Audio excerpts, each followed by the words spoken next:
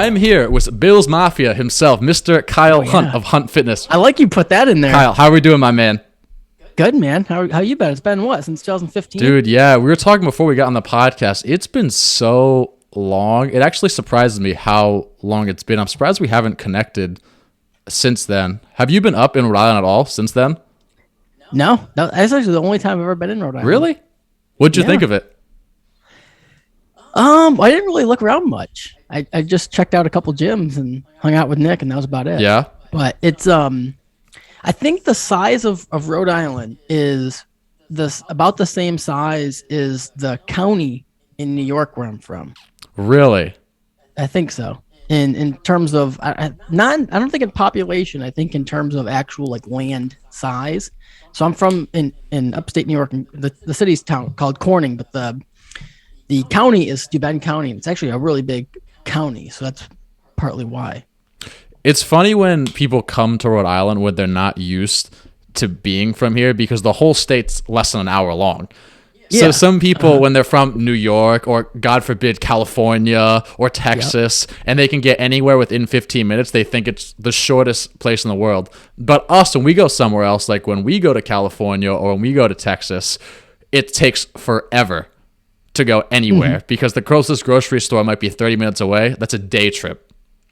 Oh, well, see, here's the other thing, though. In upstate New York, where I'm from, Corning, it's kind of like a smaller town, but everything's really close together and quick. So when I moved to Pittsburgh, I lived there for a year, and Pittsburgh is it's kind of a weird city, especially if you live in like the outskirts area, like kind of like the suburbs, because there's so many hills and rivers and shit that almost anything takes you 25 minutes or 30 minutes. And that was like such an adjustment for me coming from to me, 15 minutes to the store, that's far. I mean 5 or 10 minutes if I'm going to the store is what I need. So when I live 25 minutes away from a grocery store, I was like, this is ridiculous. I can't live like this. It's just so funny. Like different states, they have different, I guess, time frames like that. But I guess that's just how the world works at the end of the day. Yeah. What are in Rhode Island? There's some words like bubbler, right? That's a drinking fountain. Oh, the bubbler. See, it's so hard because I don't know too many people outside of Rhode Island, so that's just common sense to me. Bubbler is one of them. Yeah. I honestly can't think of anything else off the top of my head. Yeah, I can't think. I thought there was a couple other ones, but I knew bubbler was. We can't say our R's. Fountain. That's a big one. What is it? We can't say our R's, like the letter R. We don't pronounce those very well. Yeah. That's like the stereotypical Rhode Island accent. I'm trying to think of a good example. Like water. Oh, yeah. Water. Like I kind of have it a little bit. I don't have the worst, but. No. Some people have it pretty bad. Yeah. But anyway, man, let's get into it a little bit here. So why don't you open up a little about yourself, talk about who you are, where you came from, your fitness background, the whole 9 yards. You have the floor, my good man. Josh Allen, take over, baby. Yeah. So, so my fitness journey started really young. I grew up playing a bunch of sports. Most notably, I wrestled from the time I was little all throughout high school. And then my 8th grade year, so in New York, you can essentially do a fitness test when you're in middle school to try out for a varsity or JV team. So when I was in 8th grade, the high school varsity wrestling coach was like, hey, we'd like you to try out for the varsity wrestling team. So I took the physical fitness test, passed it, came up to the varsity team as an 8th grader, and I was in the lightest weight class. I was tiny. I only weighed about 85 pounds. Wow. And the lightest weight class in New York at the time was 96. They recently bumped it up, but they had a 96-pound weight class. I weighed 85 pounds. The minimum when I went to tournaments, I had to weigh 88. That was the minimum. They wouldn't let you wrestle unless you weighed 88. So I would have to drink water, drink Gatorade, literally before I got on the scale because I wasn't even big enough to wrestle in the lightest weight class. So I was tiny. So I did that my whole year, the whole 8th grade year. And then at the end of the year, the coach was like, hey, I had a pretty good year, but I was way undersized. I was tiny for the weight class. He's like, you should go to the weight room after the season's done and lift weights and try to grow into the weight class. I had never really, I messed around in gym class and whatnot, a little bit with weights, but this is 8th grade. So whatever age, what's that, 13, 14 years old. That was when I first walked into the weight room for real for the first time after the wrestling year. I walked into the weight room and I'm like, okay, well, here I am. I got to try to grow into this lightest weight class. Let me work out. And literally from day one, I was hooked. I'm like, this is it. This is the shit. I became obsessed pretty much from that point forward. So my entire high school life was being obsessed with training. And at first I did it for, just for wrestling, to try to get bigger and stronger for wrestling. And then it evolved into just, kind of taking over my life. And then by the time I was a senior in high school, I was pretty well read, I guess you could say, for a high school kid. I knew that's what I wanted to do. Like, I wanted to do something in fitness. So I'm like, all right, well, I'll study exercise science in college. And then that summer, so the summer after my senior year of high school, I just took a job at a gym, local gym in town, and as like a membership coordinator, essentially just selling gym memberships. And then within like a month or two, all the owners and the manager and the trainer there was like, hey, like, you should do, I was only 17. I graduated young, and like, hey, you should do personal training. Like, you know more about fitness than anybody here, like anybody that we know. So you should like do personal training. And I wasn't even 18 yet, because you had to be 18 to get certified. So I started taking personal training clients, but I wasn't certified because I wasn't 18. So I'd have to have one of the other trainers sign off on it. And I did that for a little bit, personal training in the gym. Then when I turned 18, got certified and everything, I was doing that. I probably did that for, I don't know, probably like 3 or 4 months. And then, mind you, this is 2009. So this is way before online fitness is what it is today. But I did personal training in the gym for probably 4 or 5 months, like I said. And then something hit me. I was like literally sitting down with a client, essentially like trying to sell them personal training. When it hit me, I'm like, this person doesn't need personal training. What they need is me to design a training program for them, maybe a nutrition program for them. And then we can just kind of communicate. I don't know whether through email or something, mind you, it's 2009. And they can just go do the training on their own, follow the nutrition plan on their own. I'll have them track it and then email it to me, and then I'll just adjust it. Why don't we just do that? So then it hit me. I'm like, well, maybe this could be something. Again, 2009, way before. I mean, I knew that there was online bodybuilding coaches, but there wasn't online like personal trainers that I knew of. So I started a website, started writing some articles, and just kind of started online personal training for free, just like giving people workout programs, nutrition programs. And how I started really was, like I said, I started a website, started writing articles, but I hit up everybody I knew. Like I said, I started being obsessed with fitness since I was like in 8th or 9th grade. So everybody in my little town kind of knew me as the fitness guy. So all my friends, I just hit them up like, hey, I'll give you free online personal training. I probably had like 20, 30 people. And then I started writing more articles, and then more people started finding out about it. My friends would tell their friends. And then I had people kind of asking me like, hey, can you do this for me? So after a few other months, I was like, well, I'll charge a little bit. So I'll charge a little bit of money. Let's see if it still works. It worked. That was, 12 years ago. I've just evolved it ever since. And we're still here. It's so funny kind of hearing that side of the story. I think it brought us to where we needed to go. It's so funny though, hearing that side of the story, because 2009, I'm trying to think back where I was. I might have been I think I was in middle school. I was going to say, how old are you now? You're probably in middle school then. I'm 25 now. Yeah. So yeah, I'm 30. I'm 5 years older than you. Yeah. So, but like looking at where we are today, just in society, not even just in, I guess, online personal training, it's crazy how at one point that wasn't even a thing. Because now every single human being on the planet is some sort of online trainer, and you can just go on any website and find anyone. You can find an online trainer within 30 minutes, and that's with research. Like essentially, it doesn't take much time at all. Yeah. Well, the first few people that actually like hired me, I had to essentially sell them on the idea. Like I wasn't selling them on me yet. I was selling them at first. I had to sell them on the idea. Like, hey, there's this online personal. Like I can truly do this without being in the gym with you. Like, yes, you're gonna have to do the workout by yourself. From an accountability standpoint, I'm gonna have to hold you accountable virtually. Essentially, like you're gonna have to fill out the workout program, fill out the nutrition logs, and then send it to me. And then we'll adjust it from there. So you do it yourself. And I think this is a good point because initially I recognized that people had to have a certain level of, discipline on their own, essentially. And if you didn't have that, it didn't really work. So I think now it's everyone just like recognizing, if you want a trainer, just an online trainer. But you do still have to do the work yourself. Like some people really do benefit from having a trainer with them in the gym just because they won't do it otherwise. Those type of people really don't see a lot of results from online personal training. The people who have the discipline to be in the gym already, but just need direction, they're the type of people that will respond phenomenally to online personal training. I'm just replaying how those conversations went in my head. So I've got this thing called an Excel spreadsheet I can send to you online. You follow it and you will get results. Yep. That's well, again, crazy. I think what helped me initially, now mind you, like I said, I keep bringing up that it was 2009, 2010 because it was just, it was so different. But and I think the one advantage I had was at the time, like I didn't think like, oh, I would just, use social media to get clients. I mean, yeah, there was Facebook and stuff, but I mean, that would have been hard. What I did was, and it helped that I had, I was kind of known in my small town as being like the fitness guy.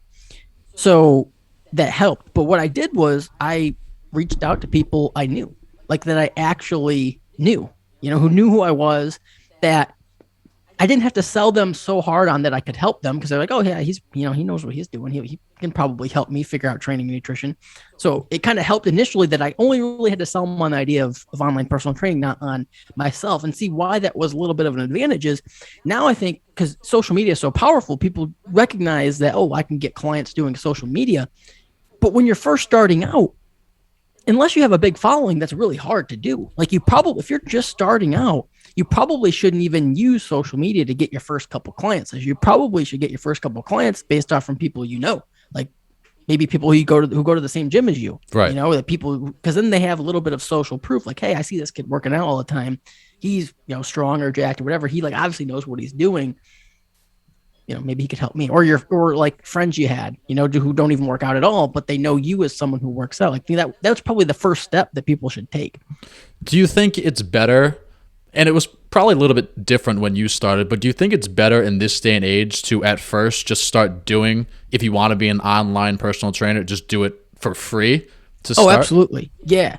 A couple reasons. One is because then when you're first starting out, you don't know how good you're going to be at it. You're probably not going to be very good. You could be the best at training yourself, but when you're training somebody else, it's very different. Like, it's just not everyone responds the same. And then coaching is a lot beyond the X's and O's. It's relatively easy to design a training program and nutrition plan for somebody, and that'll help people out initially. But coaching comes in with the communication aspect of it, of communicating with the person, helping them develop habits for their life, like stuff that they can actually implement and to be consistent with. And then also recognizing, okay, so we did this for a month. Here's the data we received from the training and the nutrition. Here's what your body weight's doing. Here's your performance. Here's what you're looking like. How do we adjust that going forward to continue making progress? How can we build in progressions with training and nutrition to continue making progress? And when you're first starting out like this, there's a lot to know. There's a lot to recognize beyond what you can even learn in a book. It's just, you need experience. So initially doing it for free, it saves you the aspect of ripping someone off. You know what I mean? Like, right. Hey, and also you also have the back end, like, hey, you know what? If I suck, I'm not charging you anything. So, you can't complain to me, but then secondly, you need to get a little bit of experience some way. So what's the best way to do that? Just give it away for free. Now, the problem with that is people tend to not value what's free. So that you have to be a little bit selective because you want someone who's actually going to do it, because then you get the added benefit of, oh, I did this for free. I got the experience, but then what's most important is they saw results. So you get a testimonial and they saw results. So they're going to tell someone else. And that's how it starts to layer into possibly turning it into a business. So you started off kind of your own personal training business. How did that eventually lead to bodybuilding and then powerlifting over time? Yeah. So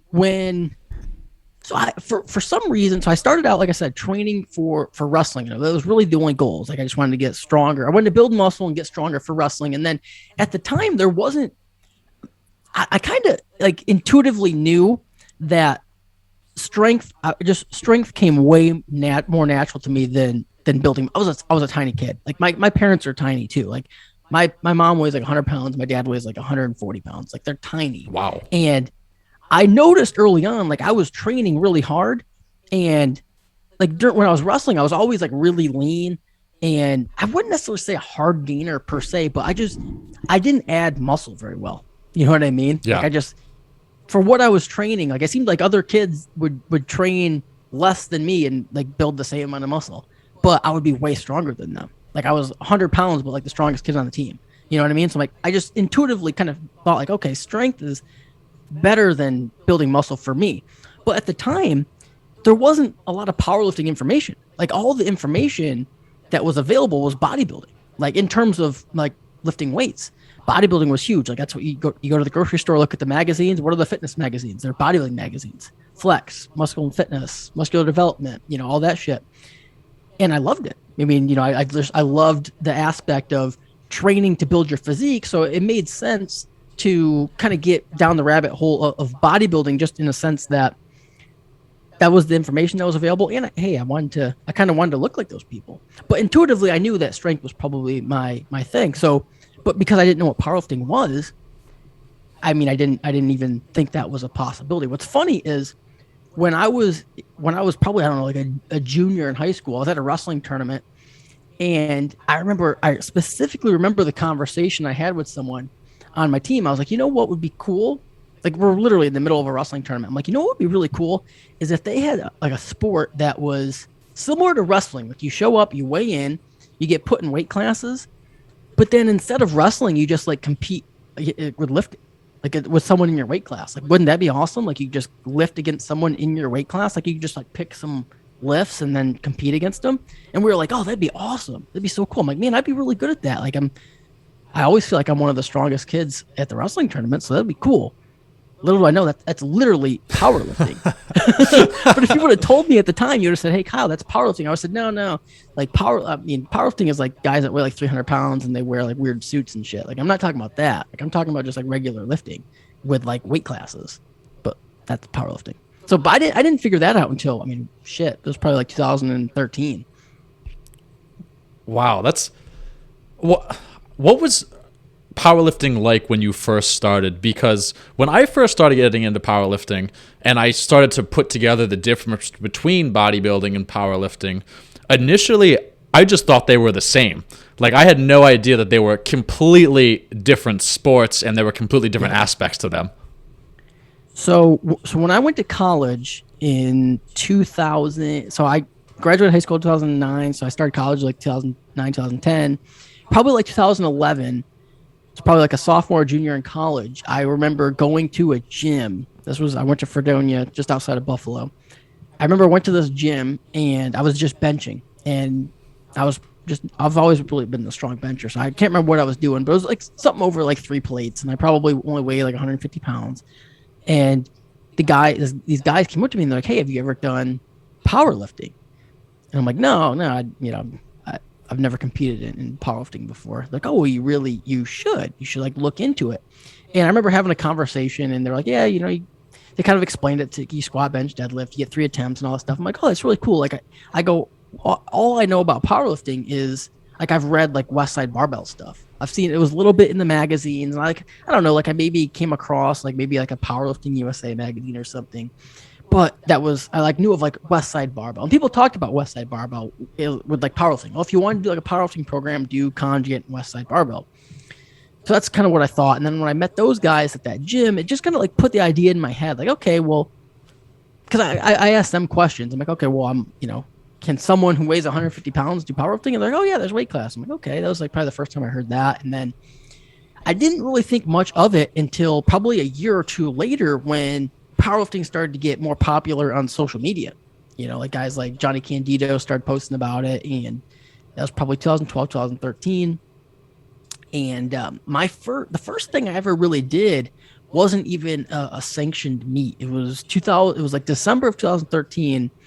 I did like this. It was kind of like a powerlifting meet for charity, and it was not sanctioned or anything. You squatted, benched, and deadlifted. And what was cool about it is you could max out like a traditional like powerlifting style, but then you could also do your body weight for max reps. So it was like almost like a double powerlifting meet, but for like an actual powerlifting meet, and then your body weight for max reps on each lift. So I did that and did like really well. Like I won it. And that was probably like the first time that I was actually like, okay, like let me like really look for a meet and then do an actual powerlifting meet. Now, you've been training a while. Yeah. How long have you been training for? Well over 10 Like years. lifting? 15 years? Yeah, I probably, yeah, because I started at like 14. So yeah, 15, 16 years of lifting weights. That's crazy. What motivates you to keep going? Because I can't imagine the strength gains you're making today are the exact same ones you were making 15 years ago or anywhere close to it, right? That's the tough thing about lifting. Like the more advanced you get, like you have to do more for less over time, like to get more results. But that's an interesting question because it's something I think about a lot. And I think it kind of gets, the heart of that question is really like the difference between like an intrinsic motivation and extrinsic motivation. And a lot of people with training and fitness in general, we do it for what we're going to get, like the extrinsic results. Like, okay, we lift weights and we diet and stuff because we want to build muscle, lose fat. And it's like what we get out of the training.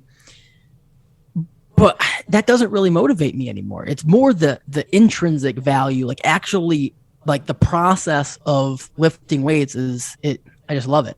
You know what I mean? Like that's the crazy thing. It's almost hard to, I don't know, like really put into words per se. It's just the activity of lifting weights. I almost look at it at this point in my life. Like it's just something I love to do. Like going for a bike ride. Like people don't necessarily go out for a bike ride and they're like, oh, I'm doing this to, increase my VO2 max. And then, I'm also probably getting a decent quad exercise, calf, you know what I mean? It's like, no, they're just going out for a bike ride. It's something I enjoy doing. That's kind of where I'm at with lifting weights. It's like, I go lift weights because I enjoy doing that.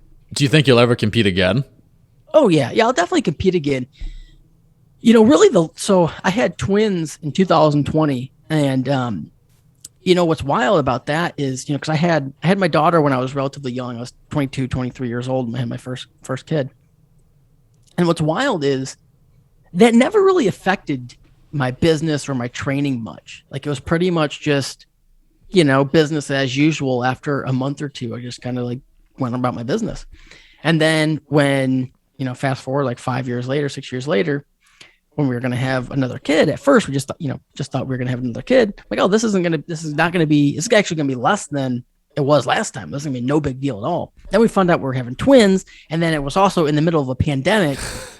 And like, I don't know, it affected my day-to-day life more than I expected, I guess. Not in really terms of like business or training. Like I'm still working out. I'm still doing everything business-wise. It takes more out of me. Like me as a dad is more time consuming than it ever was before. I guess that makes sense when you go from one kid to three kids. So really the last 2 years, the thought of competing just was kind of out the window. 2020 was kind of a wash anyway because meets were canceled. Then last year, still things were kind of crazy. But yeah, so it's kind of worked out anyway. So the last 2 years wasn't really conducive to competing anyways. And then this year would probably be like the first time where I'm like, okay, I could probably do a meet again. I don't know if I'm going to do a meet this year. I think I could. But to answer your question, I could definitely see myself doing a meet either at the end of this year or early next year. I was talking about this with someone at the gym the other day pertaining to powerlifting, and I'm actually really interested to see what your thoughts are on it. Do you think powerlifting in a way is almost a good analogy or metaphor for life in general? Because I feel like a lot of times in life you might do things that are very, very small, very, very minuscule, and they might not really seem like they make a difference. Like, for example, you might have a 3x8 on squat. No one in the right mind probably wants to do that.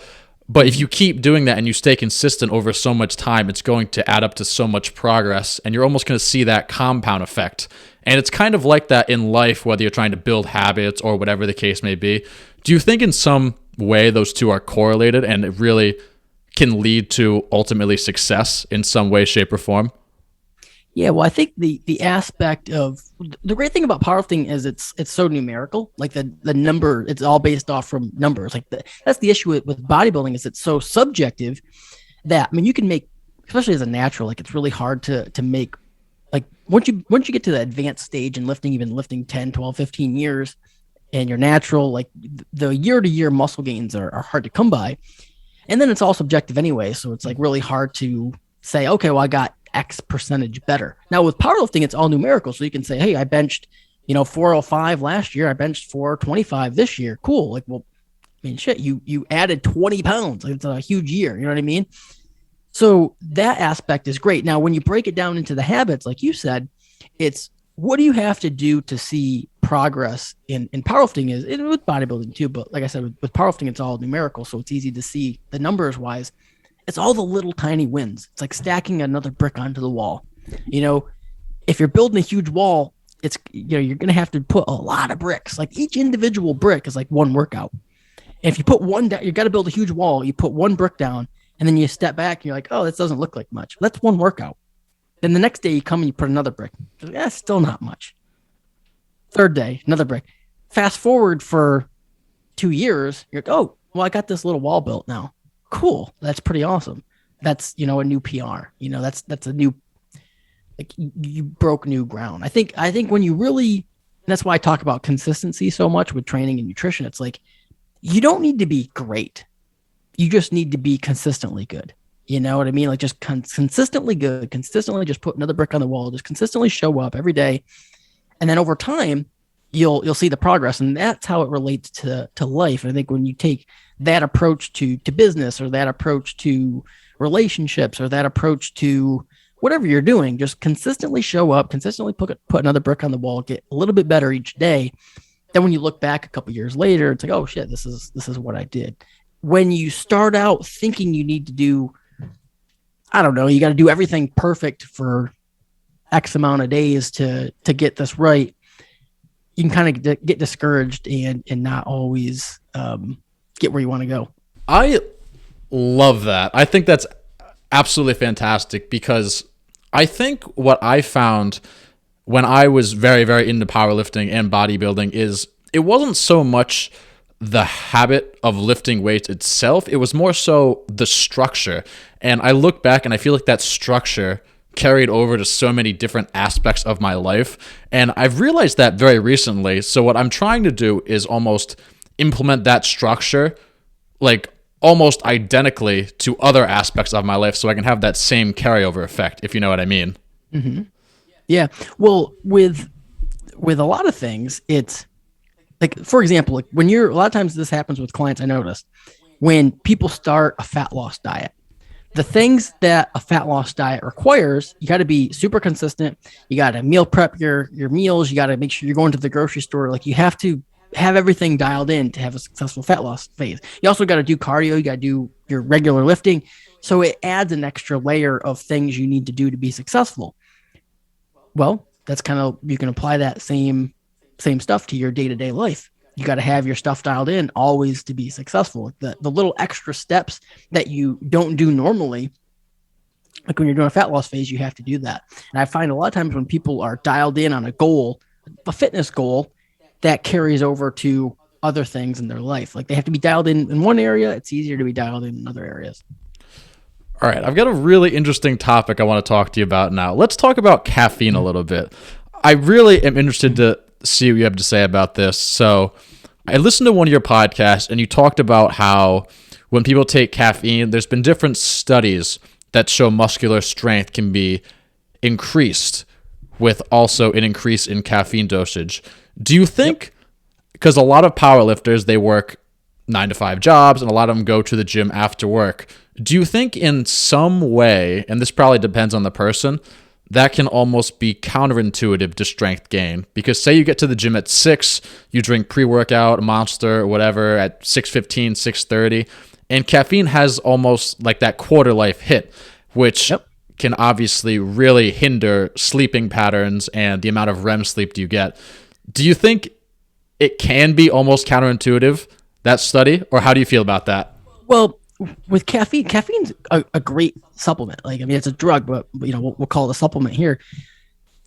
And when we talk about sports supplements, we always like to say, okay, well, what's the weight of the evidence? Because you can find one individual study on a lot of little ingredients. That's why you see this posted all the time. You'll see, like, oh, here's this new ingredient and it has one study that shows it might be beneficial, or here's this other ingredient, it has like one study that shows it might be beneficial. Then you find out, like, over the years, like, who knows? Like maybe the study was in animals, or maybe the statistical model was off, or whatever.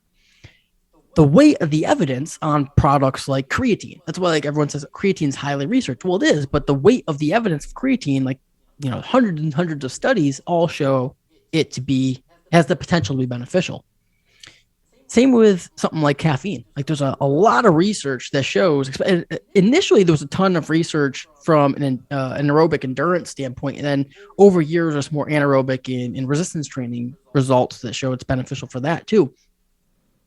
Now, what you're saying, and this is something that I think a lot of people don't keep in mind, is the half-life on caffeine is relatively long. It's like 5 or 6 hours. And like you said, when you work a 9 to 5 job, you work 9 to 5, maybe you go home, get changed, go to the gym, and it's 6:30, 7 o'clock, and you're slamming your pre-workout 300 milligrams of caffeine at 6:30. And then you're like, well, I'll go home, get home at 8, eat dinner, go to bed by 11. Well, 11 o'clock, I mean, you still have 150 milligrams of caffeine in your system. So think of that. So if you have a pre-workout that's 300 milligrams, the half-life is 5 or 6 hours. So by the time you're going to bed, you still have 150 milligrams. That's a monster. That's literally like you still have a monster, in your system. And then you wonder why you can't sleep. So in that sense, if you do workout after work and you work a 9 to 5 and you're going to the gym later in the day, caffeine's probably not the best approach. Although, yes, there's a lot of research that shows it's beneficial. It's probably not the best approach for you if you have to work out late at night. Now, some people, depending on their response to caffeine, some people are not bothered by like falling asleep with caffeine in the system. Some people, it's like a joke. Like people can drink a cup of coffee and go right to sleep. I would still say maybe their sleep quality might not be as good. So I still don't think it's probably a great idea. So in that case, if you do work out late at night, you're probably better off just using like a non-stim pre-workout, like a pump pre-workout, something like that. It sucks because I think a lot of people would benefit from caffeine. But, in that case, if you have no other options, maybe try training in the morning. Have you ever read the book Why We Sleep by Matthew Walker? Yep. That's where I got that from, and that's what kind of got the wheels turning. That book made me never want to drink caffeine. It made me never want to drink alcohol again. It literally made me feel like I needed to prioritize sleep over everything in my life. And I feel like there's so much information in that book that a lot of people don't even realize. Yeah, that's a great book. There's a couple other good books on sleep. One by the guy's name's Nick Littlehales. I had him on my podcast actually a couple years ago. I think his book maybe is just called Sleep. But his is good, but the Matthew Walker one, that's really popular. That one's great. I think some of these books, you got to sell a concept. When you're writing a book, you almost need like the most extreme version of it. Like if I'm writing a sleep book and I'm trying to market a sleep book, the contents can't be, well, sleep's really important, but I mean, you can still have caffeine and you can still have alcohol. Although it's going to affect your sleep, it's still okay. You'll still probably be all right if in moderation. Like that's hard to sell. What's easy to sell is sleep's really important. You can't have caffeine. You shouldn't have alcohol. Go to bed early. You know what I mean? Like, oh yeah, dude, absolutely. So you do have to take it with a grain of salt. Like for example, so alcohol is another big one because alcohol affects sleep quality if it's drank before going to bed. Well, when do you normally drink alcohol? At night, socially. So you have to weigh that. It's like, okay, well, if you're trying to get the most optimal sleep and you're going to drink alcohol, you'd probably want to drink it earlier in the day. But who really drinks alcohol earlier in the day? It's like, I don't want to day drink because that's the only time I can have alcohol. It's like you tell your friends, dude, yeah, we can drink together, but it has to be at noon. You drink at night, So from a social standpoint, you do have to weigh certain things like that. Again, should you drink at night every single night? No, but once a week, twice a week, it's probably not going to hurt you in the long run. But sleep is something I think most of us probably neglect. I know I do. I mean, most of it's from having 3 kids, but sleep's so important. Like I even notice, and this is something that maybe you have as well. But like I don't sleep great. I normally sleep probably like 5 or 6 hours a night, and then I work out in the morning. If I get instead of 5 or 6, get 7 or 8. I noticed that in my workout. Oh, dude, absolutely. Same way. I always try to get at least 7 hours. And, some nights, like you said, obviously, this isn't a perfect world. There's no way everything's just going to, all the T's are going to be crossed, all the I's are going to be dotted. Yep. Some nights you're, out late, whatever the case may be. You get home late from work or whatever, and you just can't fall asleep. You're still in work mode, and then you still got to get up the next day. I noticed that. And I noticed I can't focus as well. And I almost can't tell sometimes if it's me being too aware of it or if it's actually affecting me. But it's definitely affecting me to a degree, especially if I do it a couple of days in a row. 110%, I will definitely not be my best self.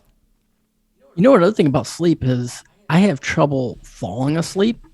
I think a lot of people kind of fall in that category too, where you struggle falling asleep, and then almost like the anxiety of not being able to fall asleep makes you think about it, and then you can't fall asleep for longer. So what I did to combat that maybe a few years ago is like part of my night routine or whatever is just every night before bed I read.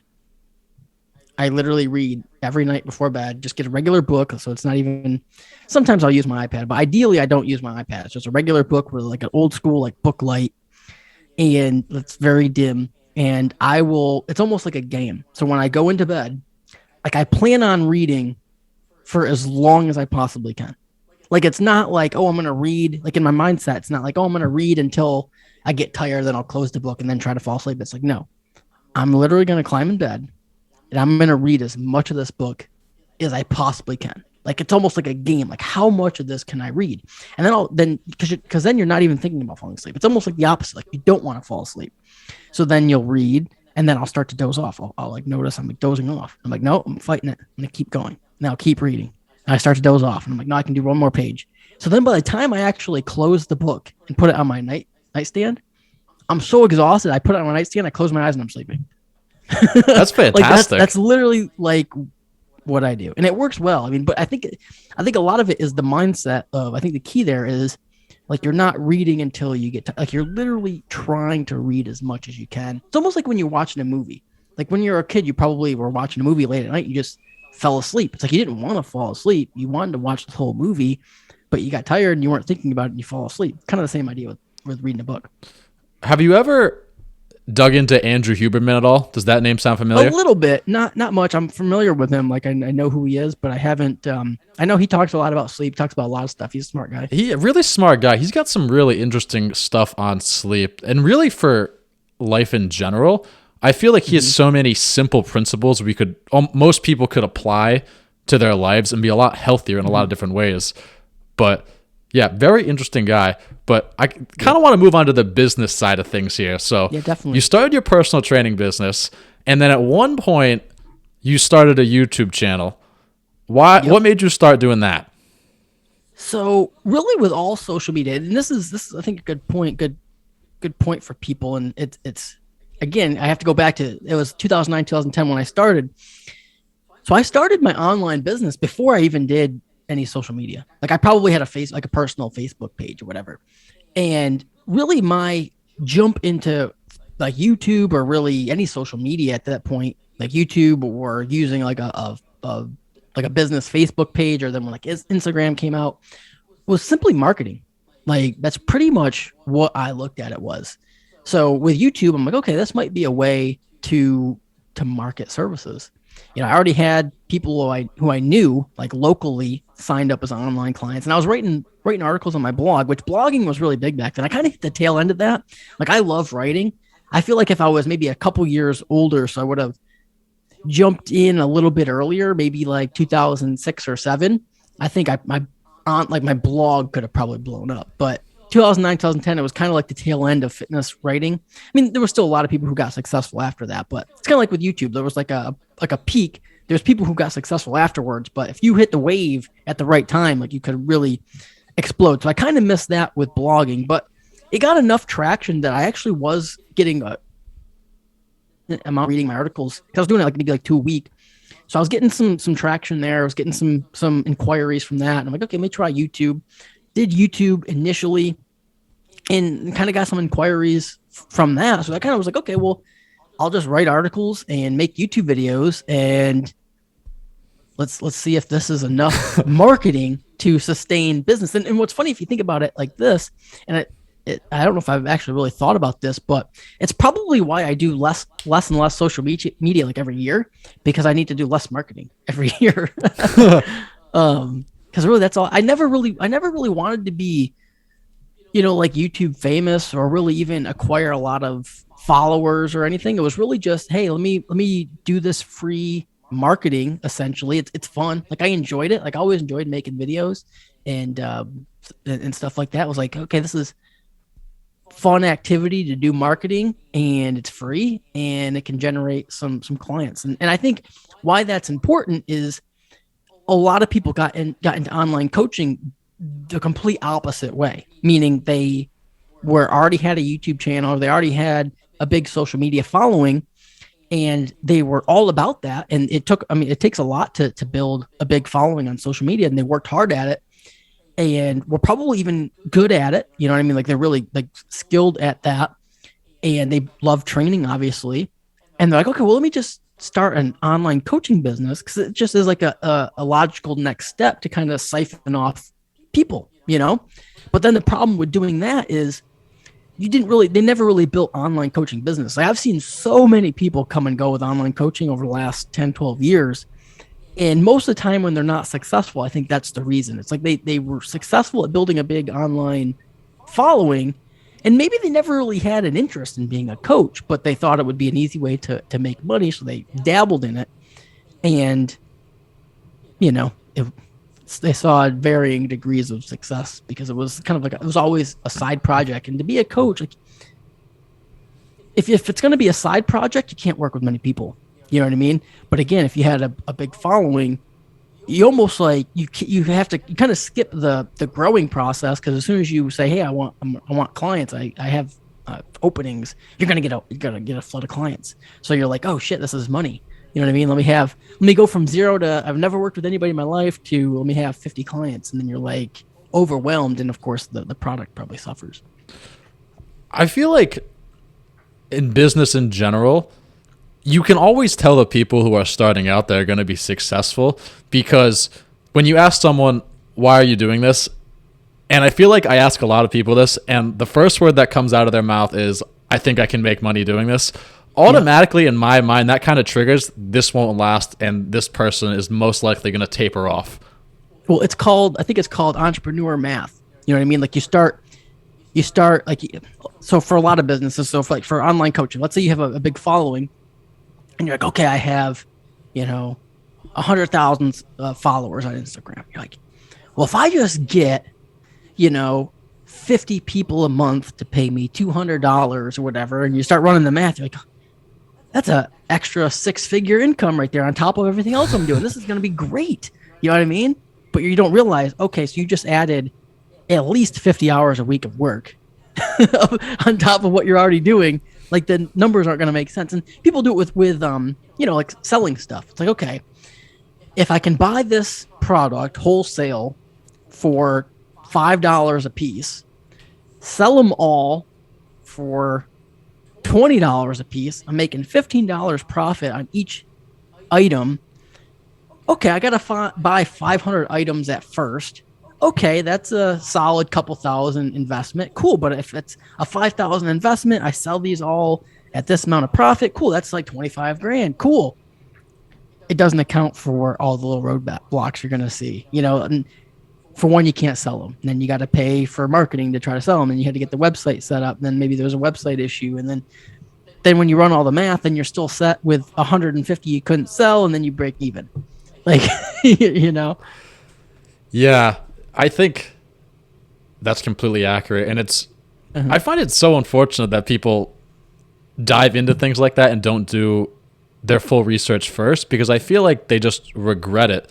And it just leads to, I don't want to say bad decisions, but I feel like people just get burnt out very quickly by doing that. And ultimately they go away from it, when in all reality, if they just focused on a situation, as in, let's say you don't have to work any day the rest of your life, like money does not matter, and you focus on what would you want to do every single day for free the rest of your life if you never had to worry about money again, and you kind of go that route, I feel like people would find something, A, they're passionate about, B, they want to do every day, and C, something that would eventually turn into a very sustainable form of income. Yeah, I think you hit the nail on the head there. I think if you talk to most people who are successful in business and you really dig in and try to figure out like why they started and why they got rolling initially, a lot of it just has to do with interest. Like you find that they were very interested in something. They very rarely does someone have a huge business and they're like, yeah, dude, I literally started it because it was an easy way to make money. Sometimes I'm sure people listening could be like, oh, here's 3 examples I read in a book. They started their business just to make money. I'm sure most people, I would assume, it's the opposite. It's like, hey, or maybe they were interested in something that they thought had potential. Like that's possible. Like they thought, hey, maybe here's an area, there's an opening in the market that this could be effective. But it started with interest, because it's like going back to fitness. Like if it's hard to beat someone who truly loves something, because if you truly love something, you're willing to put in extra hours. You're willing to work on it in all hours of the day. So with business, when you're starting something, whether it's a regular business, an online business, whatever, it's going to take way more time than you expect.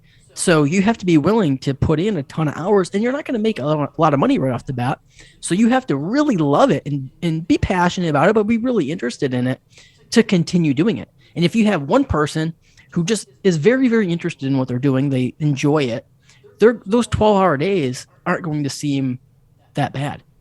Someone who doesn't really care, doesn't really like it, they're seeing it as a way to make money. They're not going to do the 12-hour days. They're going to say, this is ridiculous. I hate this. This sucks. And they're not going to do it. That's why they're not going to win.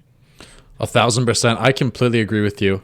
But so recently, you've kind of, and not even so recently, but the past couple of years, it seems like, it looks like you've gone a little bit more away from the traditional YouTube videos, and you mainly been doing podcasts. What made you want to start doing podcasts instead of traditional 15, 20-minute videos? Yeah, so this goes back. I mean, I've always loved, what's funny is I was never a big consumer of YouTube. Like for some reason, I didn't really watch much YouTube. I just watched people I knew. If I was friends with someone, like I'd watch Nick's videos over the years back in the day because we were friends, or other people in the fitness industry who I knew, I would watch their videos only because I knew them. Like I wouldn't just, like I would never be the one to discover someone on YouTube because I don't watch it. But I always listened to podcasts. Like even back when Joe Rogan first started, I listened to him. I listened to Rob Wolf. He's like a paleo nutrition guy, but he was like one of the first popular like fitness and nutrition podcasts was Rob Wolf. I'm talking like 2010 and 11, because I was like a freshman or a sophomore in college. Like that was the first time I listened to. Even before that, I remember there was like a I can't remember what Iron Talk Radio, maybe. I remember they used to have like Lane on a lot. This is like 2010. There was a guy, actually I know he's from my area in New York, Brett Freeman. They had a Natty Talk Radio. It was all about natural bodybuilding, and it was like 2010, 2011. So like I consumed a lot of and it was really just because like I would listen to podcasts when I was walking to class, or I would listen to podcasts while I was doing cardio or something, but I never really sat down to like watch a YouTube video much. So I always listened to podcasts. So 2011, 2012, when I was in college, I was like, man, I should start a podcast. Like this is what I should do. But at the time I was making YouTube videos and I was just focused on that. And again, I was like, well, what do I really need to do podcasts for? It's like, I already have like a bunch of clients. I'm going to school full time. I'm making YouTube videos. Like I'm writing articles. Like I probably don't have time to add another thing in. And then when I got out of college, it was like 2013, I noticed podcasting seemed to be like on the rise. Like the shit was just exploding. Like a bunch of like, that was when like Barbell Shrugged was more of like a CrossFit style podcast, but they talk, general fitness too. Like their shit exploded. Like their podcast was just the number. It was getting crazy. So I'm like, okay, there's probably a market for this. And this was like 2013. Then 2014, I'm like, okay, let me bite the bullet. I'm going to buy all this stuff. So I bought like a mic and I bought, I don't know, I bought like probably like 3 or 4 different things to start the podcast. Never did it. And then fast forward a couple years later, it's 2016. And I was still making YouTube videos, but that was when I started like really slowing down. Like I don't know, I kind of lost interest in it a little bit. And I was watching the Summer Olympics of 2016. And I was watching the wrestling in the Summer Olympics, and the American wrestler Jordan Burroughs, he was a former gold medalist. He got beat by a Russian. And the Russian dude, he looked like, I don't know. He looked like he might have been on PEDs. He looked like he might have been on steroids. And partly because he was Russian, I probably stereotyped him a little bit. I'm like, oh, he's Russian. He's super jacked. Like, and he won. What do you know? Like, isn't that funny? So I'm like, man, this could be a good YouTube video. Like, I should just talk about like doping in sports. Cause it was like about the time when it was right before Icarus came out. And there was a lot of talk around Russian doping. Like, I think they were maybe even like talks of them getting banned. And I think they eventually did get banned from like maybe like the world championships or something. So I'm like, this could be a cool YouTube video. And then I was like, let me just sit down and record it. But then I started like kind of making some notes. I'm like, damn, this is going to be long. Like, this is going to be like probably like 25, 30 minutes. I'm like, this would be a podcast. I'm like, why don't I just do that? Like, literally before that day, did not plan on doing it. Like, it had been years since I thought of doing a podcast, but I still had the equipment. And I'm like, okay, well, let me just do the podcast. So I sat down on my kitchen table, plugged in the mic, did an episode on steroids in sports. That's episode 1 of the Absolute Strength podcast. That was day 1. Like, I did literally before that, had no thought when I woke up that morning I was going to do it. Watched the Olympics, said, this is going to be a YouTube video, but it'd be like 25, 30 minutes. I'm like, that's too long. Let me turn it into a podcast. Did the podcast. I've been doing them ever since. That was 2016. And then that's really why I stopped doing YouTube videos, was just because I just started doing, pouring more time into the podcast. Now, how much time goes into each episode? Obviously, it's going to be different quantities, but approximately how much time and research goes into planning all of those episodes that you've done? Yeah, it really depends. Some of them, if I pick like a topic and I do like a deep dive on a topic. Actually, I think like the caffeine episode I did that you might be talking about that you heard, like that one, I kind of set it up like I'm going to do an article, so I kind of even write like an outline of what I'm going to talk about. It almost turns into like a mini article essentially. Now, if I do that, I spend a decent amount of time researching it and stuff, but for the most part, and really this is the good thing about podcasting, for most of like the interview episodes, it's not much time at all. Like I'll spend a little bit of time to make sure I know who, but a lot of times if I invite someone on the podcast, that's someone who I'm familiar with.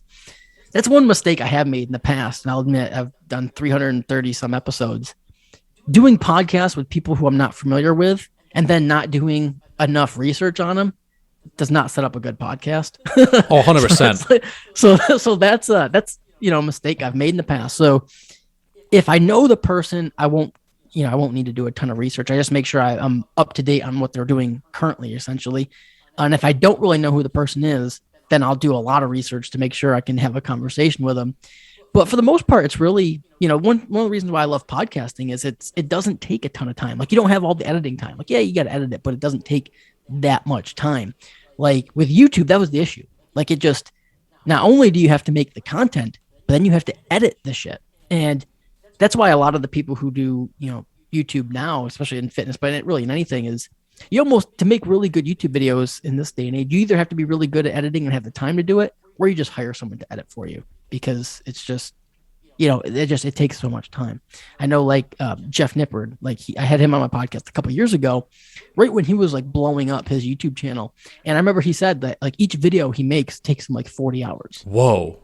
He's like, he literally said, he's like, each video takes him 40 hours. It's a week. Like, it's a week worth of work to do one YouTube video. So yeah, got to keep that in mind. That's wild. Spending 40 hours on a single YouTube video. Yep. I was watching someone the other day, and he said he scripted out an entirety of a video, and it took him 3 days, and he spent 14 hours scripting out that video every single day. Yeah. And just to script it, never mind to film and edit it. That was just the script. And I'm thinking, that's absolutely insane. You need a team of almost 20 people to probably get that thing done in a week's time frame. It's absolutely crazy in my mind, watching from like guys when you and Nick started, when it was kind of like filming on the iPhone 3 and just kind of posting it unedited, to this feature documentary that people post on YouTube now. It's just crazy how over the last decade, YouTube's absolutely blown up in all shapes and sizes. Man, I miss those days though. That was YouTube was always going to evolve to this, I think, because it was just going to get more polished. That's kind of how everything goes. Over time, it gets more polished. But man, there was a beauty in the old school fitness YouTube, or really old school YouTube was just very minimal editing. You just grab a camera, a little flip camera, and just record. You pretty much just cut the clips together, maybe put some music to it, and boom, there you go. You got a video. That was fun. Those were the days. The golden years. All right, let's talk about a little bit about your personal training business, and then we'll talk about your books that you've written, and then I'll let you go here.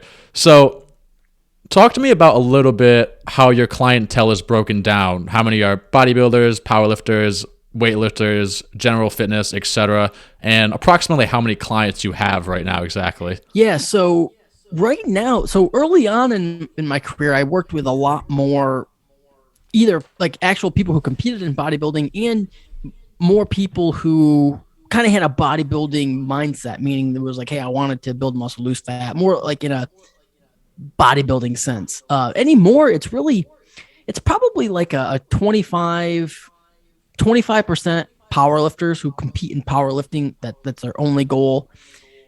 Probably, I don't know, probably 10% that it's for physique, whether, men's physique or bikini or any of the other categories. And then the rest, just general population.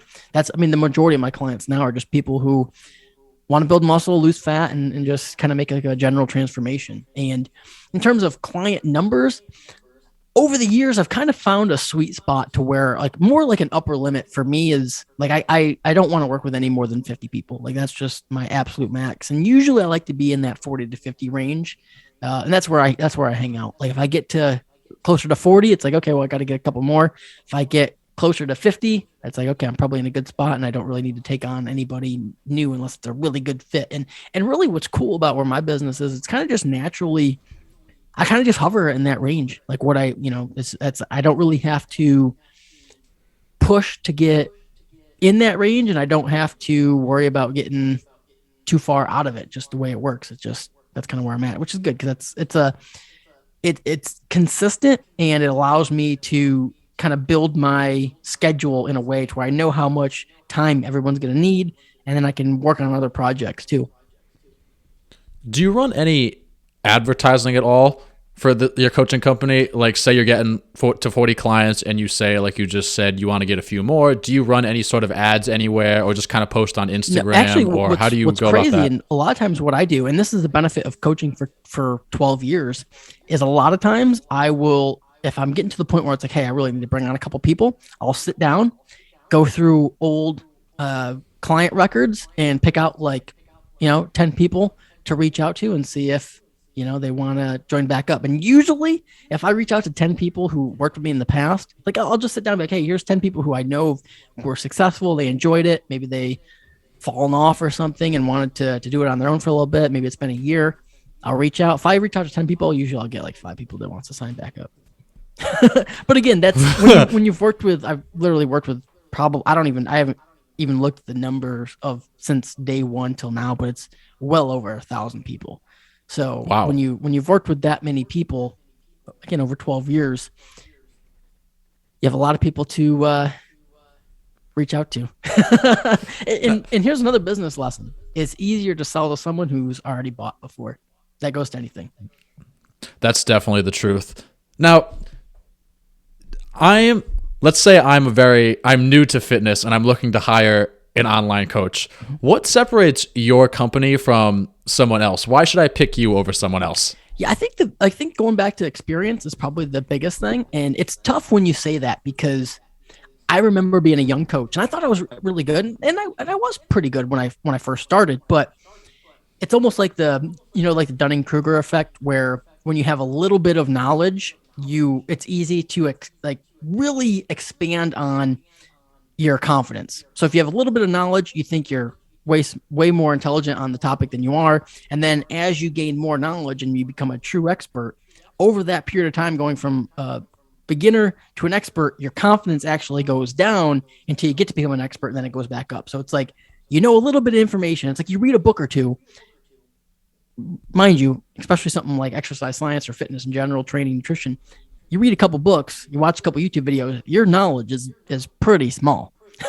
Like it's even with a 4-year exercise science degree, your true knowledge in this is relatively small, but you feel like you know almost everything. So you have a little bit of knowledge, you feel like you know almost everything. Then as you gain more knowledge, your confidence comes down because you're like, oh shit, there's so much I don't know. And then it doesn't come back up again until you become closer to an expert. So I definitely experienced that. When I was early on as a coach, man, I thought I knew almost everything, you know? And I see a lot of young coaches today kind of falling in the same trap. And I'm like, I feel for them because I'm like, hey, and you can definitely help a lot of people. It's like, you could definitely help a lot of people. So I don't want to like discourage people and say, oh, you don't know anything. You're just a, you know, young coach. But you're a young coach. You know what you know. You can still help a lot of people. But when you've been in the game for 10 or 12 years, it's just me. I know so much more now. Like my programming's evolved so much, and not even so much in the X's and O's. I think how I work with people, just because you have 12 years of experience of handling every issue that people have, you almost anticipate where roadblocks are going to come up. Like people tell you about their life, and it's like, oh, in 3 months, you know, my wife's pregnant in 3 months. She is due. When I was 21 years old, like I didn't really know what that meant. You know what I mean? Now I have 3 kids. I'm 30 years old. I've gone through that. I'm like, okay, well, here's what we're going to do. Like, this is like a whole process leading in. Then we're going to have a process coming out to the next 6 months to still be successful. Because if you're left to your own devices or with someone who doesn't know what they're doing, like you have a kid and that's when you completely fall off. It's like you stop training and then you don't come back until the kid's 3 years old. Like we try to avoid that. It's like I know how to maneuver things to avoid that. I've lived life. So I think experience is one. I think probably another thing I would say that's just in general for coaches like to understand is, and I keep going back to it's more than the X's and O's, but a good coach knows more than just the training and nutrition, like knows more than what's on the Excel file. You know what I mean? Like it knows, they know to ask the right questions. That's the one thing I've gotten better at over the years is because as a coach, you only know what the person tells you. And a lot of times if you have a bad week or a bad day, the reasoning might not show up on the Excel file. You know what I mean? It's like, hey, dude, this was a bad week, bad training week, bad nutrition week is, you know, whatever. It's just, it wasn't good. Well, if you look at that, it's like, okay, let me look at this. Well, was it day 2 squats? Was that the problem? No, it's probably stress. It was probably like a life issue. It was probably they're having relationship problems. It's like, you know, and recognizing that, again, that seems like simple, but when you're working with people who, mind you, it's not yourself. See, when you're working with yourself, you know your issues. You know, oh, well, hey, I had a bad week because I didn't sleep. Well, a client might not tell you that. Their sheet might say they slept great all week. You know, their client sheet might say that they hit their nutrition on point every day. It's like, well, why aren't they losing weight? You know, their sheet might say their stress, oh, minimal stress. Okay, well, then what's our issue? You know, we got to get to the heart of the problem here. I think that's so awesome and key because I feel like that's something people take for granted, especially like you said, when they're first getting started, because a lot of the times they'll read, like you said, a book or two and they'll know everything, but you really don't understand how little you knew until you see the full effects of that compound effect that you're seeing. Mm-hmm. And you just deal with so many different situations and so many different people, and you realize I knew nothing.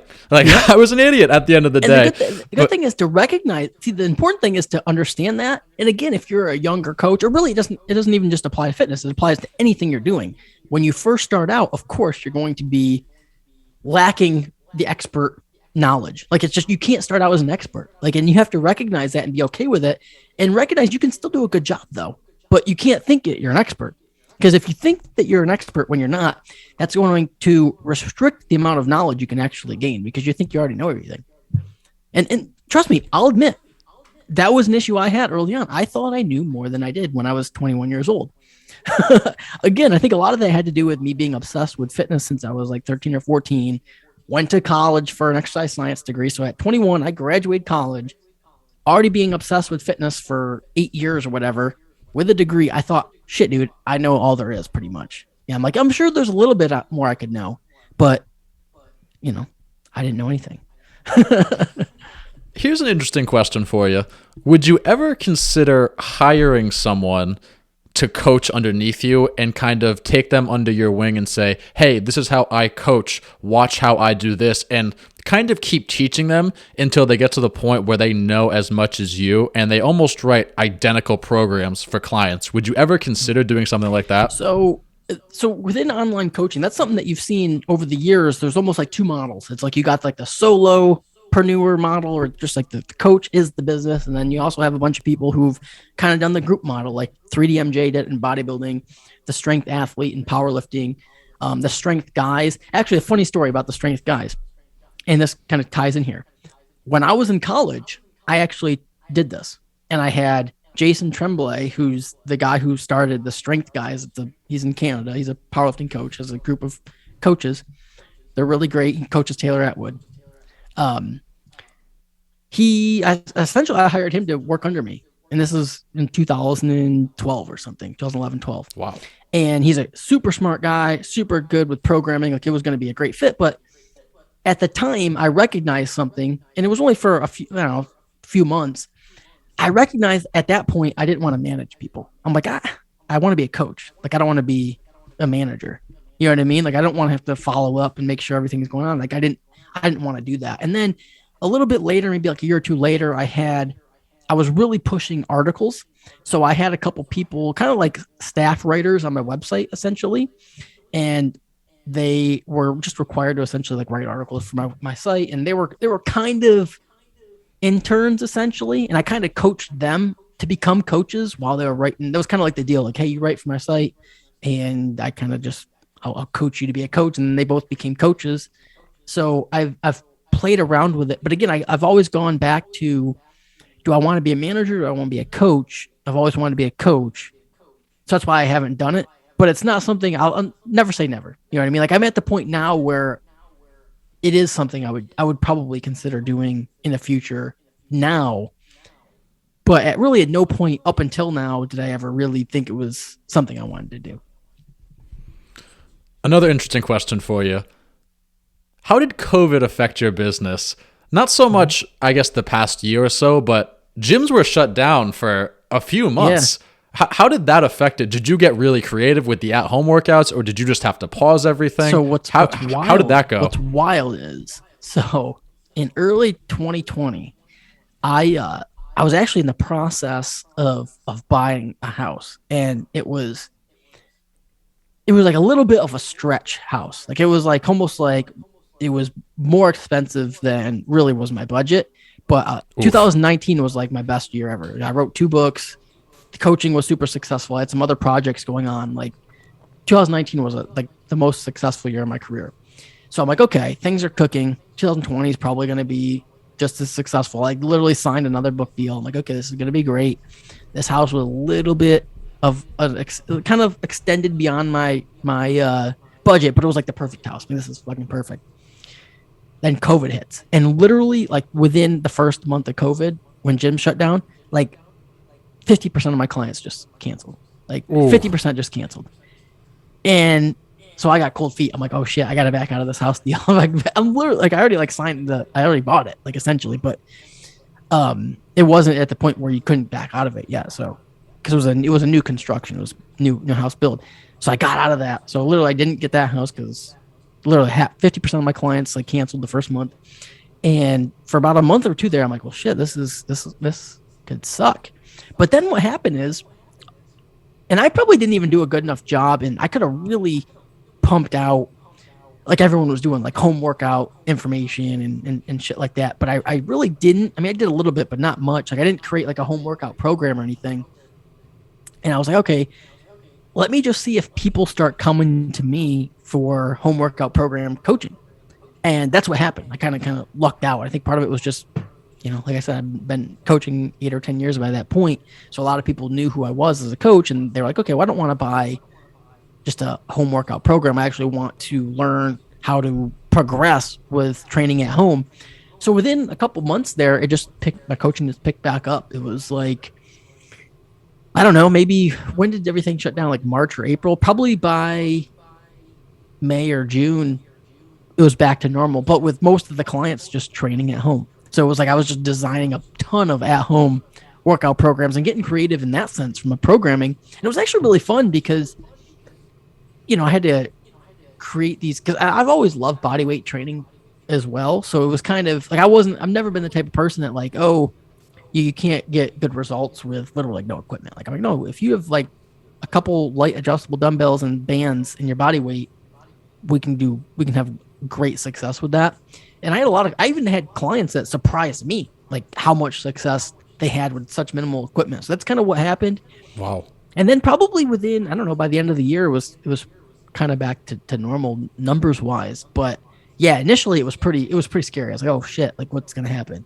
Like all the gyms are closed. Like no one's going to hire coaches. They're going to pay for just losing their job too. So it's like, or at least getting laid off, not being able to go into work. So they were kind of nervous financially. Then they couldn't go to the gym. So it definitely affected things initially.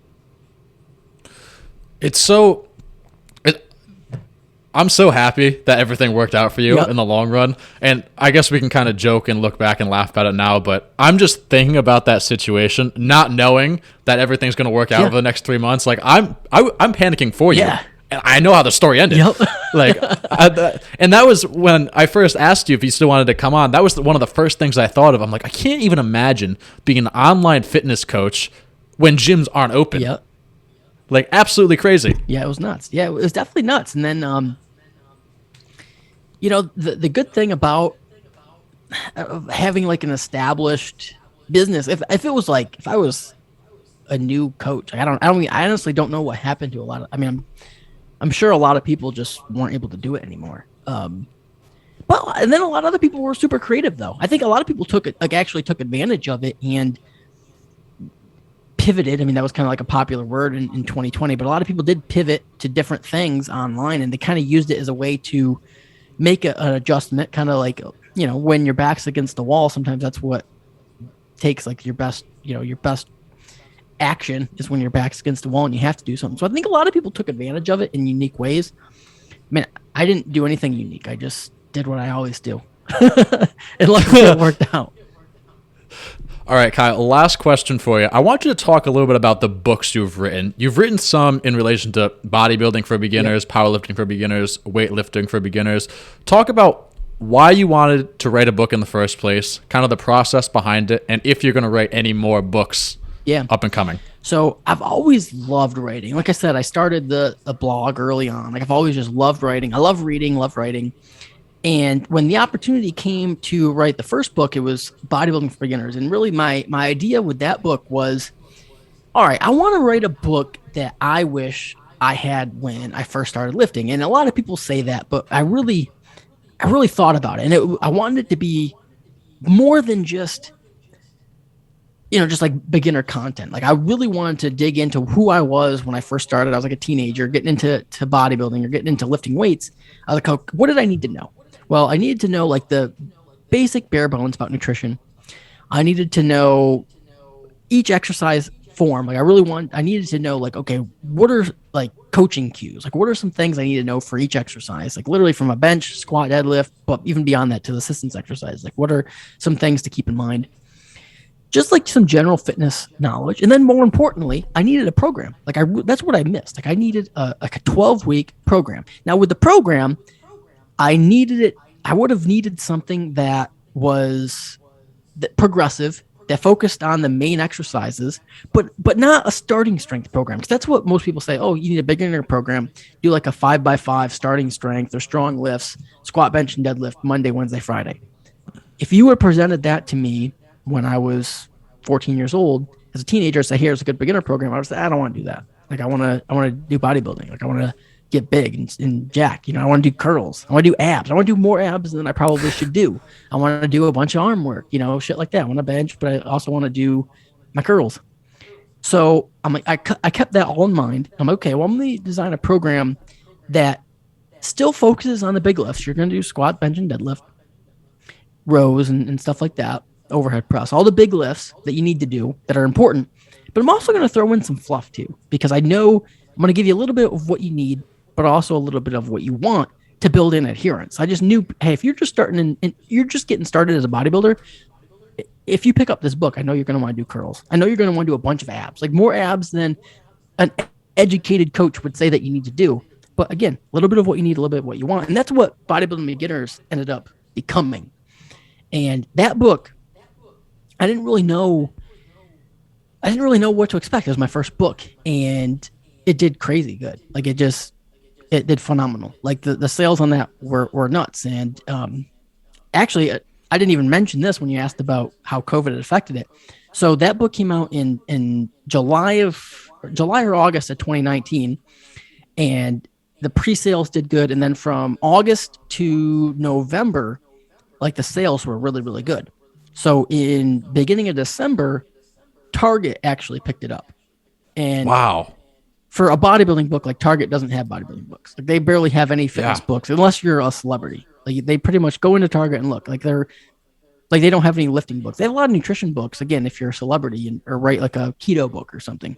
But in terms of like actual like lifting books, they don't have any. But they picked it up in December, like early December, and by the end of December, they had it in damn near every Target in the country, which was nuts. Like walking into Target and seeing my book, it's like it was cool to see it in Barnes and Noble, but I mean Barnes and Noble has like every book. I mean, not really. I mean, they carry a lot of books.